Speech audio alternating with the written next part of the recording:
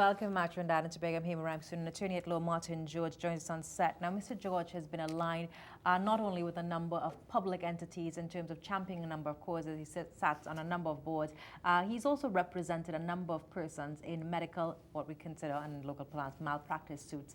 So he's very familiar with what is taking place in the health sector. Now, last week, the New Year's Day celebrations at the Tobago Hospital, the Scarborough Hospital, was actually put on hold after it was revealed that a young mother lost her life.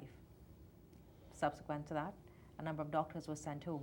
The PSA president is adamant he's defending them and they've done nothing wrong. In the midst of all of this, the public must continue to trust public health institutions. Our government is judged by its ability to deliver quality health care. Are we doing that? Mr. George, good morning. Happy New Year. How are you? Good morning to you, Hema. It's a pleasure to be here, and I must say you look as radiant and wonderful as a brand new year. Let's start looking at the situation. Now, you practice extensively in Tobago, so it's a very close-knit community. Obviously, any death, the entire island would feel it. And we see now that doctors have been sent home. This is not the first time that there have been questionable circumstances or questionable events taking place at the Tobago Regional Health Authority in terms of the practices.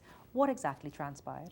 Well, the thing is, Hema, I think what we have seen here is a failure of the institution that is the Tobago Regional Health Authority. And that failure goes all the way up to the failure of the THE. Because we need to understand the TRHA, the Tobago Regional Health Authority, is different from every other regional health authority in Trinidad and Tobago. The TRHA has been excised out and taken out of the direct control of the Minister of Health. So in this case, nobody can blame the Minister of Health. It's the THA who has direct responsibility and supervisory control of the TRHA. So a failure of the TRHA is a failure of the THE. Is it that the THA is incapable of managing the health sector in Tobago? Well, I think that when you recognize you have that responsibility, then you have a duty then to go out and get professionals who will come in and guide you and advise you. You'd recall last year with the death of Lysiana Shepherd and her baby Anjani Shepherd at the Scarborough Regional Hospital, there were public calls for an inquiry. Eventually, the THA yielded, and they had a high-powered team come up. They did a massive investigation. Even the father and the husband, he participated in the inquiry. He gave evidence. He gave testimony. Nurses, doctors, all the professionals gave their information. A massive report was compiled. And what has the THA done? They have since buried and hidden that report, and they have stated categorically that they are not releasing the findings of that report. So how can we ever make progress? How can we go forward when Mr. Orville London, who sits as the head of the THA, could preside over this and refuse to reveal those results, and then now he's in the media, expressing sorrow that Rose Gordon has died? You could not be serious. What is the reason for not releasing the findings? They have not given any reason except to say that they are not making it public. I would tell you, Hema, had that report been made public, there's a possibility Rose Gordon may have been alive today. Because what you need to look at, you move beyond the personalities and the pointing fingers. Right. You look at your systems, your practices, your procedures, and your protocols. So therefore, from that report, we would have been able to see, well, okay, we are failing in this area, we are not going right here, and have an open, transparent discussion on it. Let the public be aware of what you are doing to improve those things. But if you keep burying the report, burying the evidence, then obviously you will never make any progress because you are refusing to confront the problem. Is it a cover-up to protect persons at the hospital or persons at the Regional Health Authority or persons at the House of Assembly? Well, I wouldn't even want to speculate on that. All I would like to do today, seeing that Mr. Orville London has refused to make the report public, I would like to go one step higher and call upon the Prime Minister, the Honorable Dr. Keith Christopher Rowley, who is also a Tobagonian, who must have the interest of Tobagonians at heart. And I would today ask the Prime Minister to call Mr. London and direct him to make that report public, because that is where we need to start. You couldn't have, that team was led by Dr. Albert Persad, a renowned surgeon, and it was a very qualified and competent team. They did extensive investigations. They compiled a report with findings, recommendations, and solutions for a way forward. So we need to have that information. And that's not just for the benefit of Tobago. All other RHAs could probably benefit from the learnings and findings in that report. So I'm asking Mr. Orville London, please make that report public. And if he doesn't want to make it public, then I would ask the Prime Minister to direct him to make that report public. Will you be championing this cause through the courts? Well, the thing is, we are actually engaged in litigation right now as a result of that death, the mother and child from 2014. And what we are saying is, had they done the right thing and made that report public, maybe Rose Gordon would have been alive today. And there are going to be more deaths occurring if you take the approach of burying your head in the sand, hiding the evidence, and not having an open, transparent, mature, reasonable discussion on it. We are not looking at pointing fingers and laying blame. What I'm saying is, if we recognize there is a problem, and I think the whole nation accepts there is a problem, now, let us find the cause and find a solution. Every time there's a situation like this, Mr. George, our number of persons are sent home, suspended, and that's the end of that. Right, because that's their solution to the problem. Because in other words, they get into the personalities, and they figure that if you put a head on the chopping block, then that satisfies the public hunger. But it will not, because if you fail to address your internal institutional failures, in other words, the TRHA should be able to set out things which should show, well, okay, in a situation where you have a high-risk patient, these are the practices, procedures, and protocols that we shall employ. You should have that posted, printed, make every doctor aware of it, make every patient aware of it, because they seem to be saying that, she was a high-risk patient, so that's their defense. Being high risk is not a defense. In fact, I've heard that because a number of cases that have even come out of the institutions in Trinidad, they have labeled these pregnancies high risk. And let me tell you here, that comes with the actually places a greater responsibility on you, the institution, because if you know this person is a high risk patient, then there are certain things you must put in place. You must ensure that there's a sufficient supply of blood.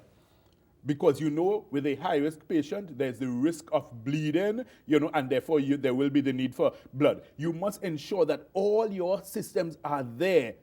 So therefore, if it is that something goes wrong because of the fact of the person being high-risk, you can cater for it. So saying that somebody's high-risk is not a defense. It actually places a greater responsibility on the institution. Do you trust the Scarborough Regional Health Authority? Do you trust the Scarborough Hospital? I'll tell you something, Hema.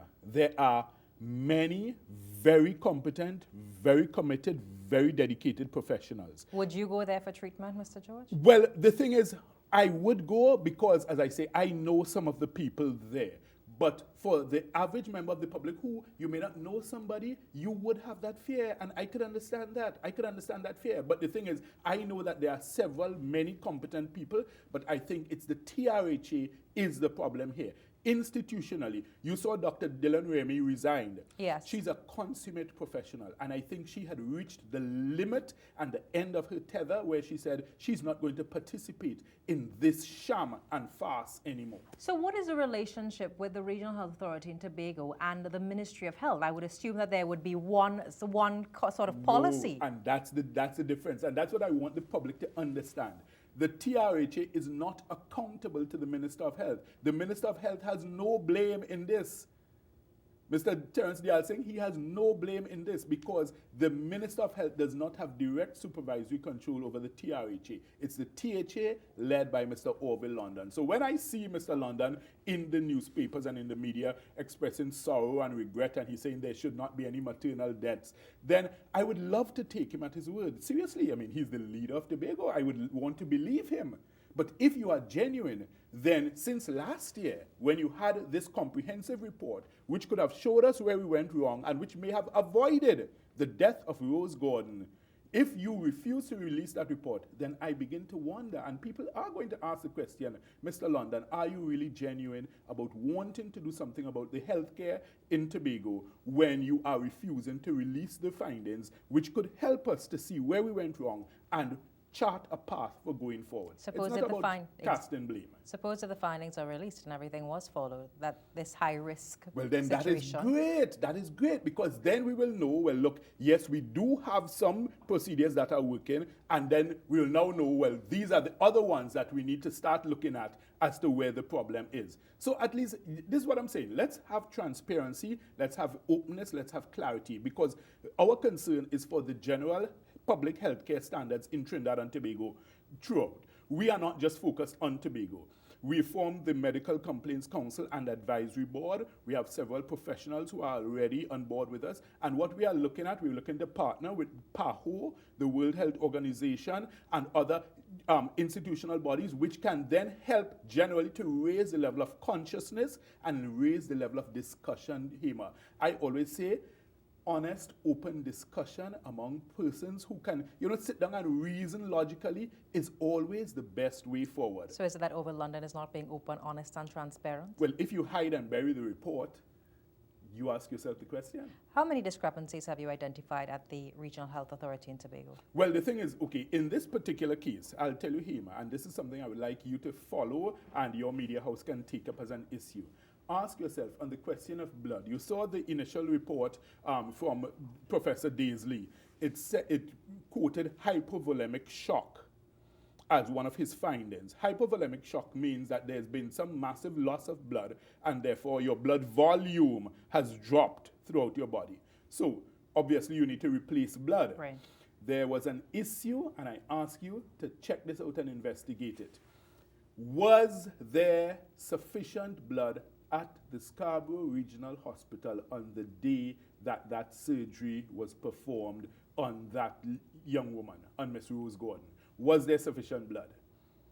I ask this question because there are some very interesting So do you know for a fact that they didn't have procedures and things were not put in place well, for this high-risk delivery? I'll tell you why I asked that question. Because you asked that question in two ways. Number one, was sufficient blood sent to the surgery to, replace the loss of blood? And did they have sufficient supplies of blood at the lab? Ask yourself those questions. Have some investigation done. The findings will be very interesting for the public to note on what happened in this scenario with Miss Rose Gordon. What is the next step for the family of Rose Gordon in this matter? Well, I would think that, let me tell you, Hema, in most of these You've circumstances... had a senior person resigning. You've had 3 senior doctors being suspended. The PSA president is ready to rabble-rouse, saying he's defending their actions. And the Minister of Health saying, well, I have no authority. And the THA head saying, you're not getting the report from last year. Right. And this is what I'm telling you. In most of these cases, if institutions and persons in charge of them will deal with families in a humane, open, transparent manner, I tell you, most people will not even necessarily say, well, look, I want to take legal action, because you have dealt with them in a way where they can feel comforted that there's been some sort of closure and some reasonable logical explanation. Because I tell you, listen, the medical profession is one that is always fraught with danger. There's never any guarantee that any operation or any procedure is always going to be a success. So we understand that as human beings. And this is the point I'm making. But if the family suspects that you are either hiding information or you are being disingenuous or dishonest with them, then of course that is going to agitate and anger people, where they feel, well, look, okay, since you are playing hardball, I'm going to play hardball too. I'm going to take it to litigation. And sometimes you end up with litigation that could have been avoided. You recall the case of Chantal Williams versus the Tobago Regional Health Authority, where Justice Frank C. Prasad, he said that it is not acceptable for public institutions to suppress medical records and tell people you must go under the Freedom of Information Act to apply to get medical records. Frank C. Prasad did say that, but then you also have the issue of patient confidentiality, right? which is what the doctors cite. No, I'm talking about getting your own records. That's what he's talking about. That's what the judge spoke about. He says if a patient applies for their own records, you have some health institutions that are refusing to give people their records. Right now, we have a major private hospital in the West